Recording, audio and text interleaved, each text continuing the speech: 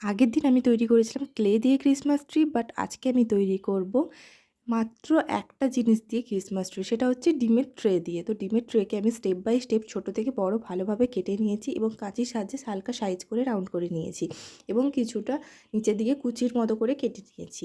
তো তোমরা দেখতেই পাচ্ছ আমার কিন্তু কাটাগুলো হয়ে গেছে। এরপর আমি এখানটায় ভেবেছিলাম স্কেচ পেনের সাহায্যে কালার করলে হয়ে যাবে, বাট হলো না। যখন আমি এখানটা অ্যাক্রিলিক কালার ইউজ করছি, ডার্ক অ্যান্ড লাইট গ্রিন কালারটা ইউজ করার পর হালকা ড্রাই হয়ে গেলে ওর উপরে একটা ব্রাশের সাহায্যে এখানটায়, এটা যেহেতু ক্রিসমাস ট্রি তো এখানটায় স্নোফল তো হবেই, তো ব্রাশের সাহায্যে করলে খুব ভালো হতো, বাট আমি ব্রাশ ইউজ করিনি। এখানে আমি তুলির সাহায্যে সাদা রঙের উপর দিয়ে ছিটিয়ে দিয়েছি।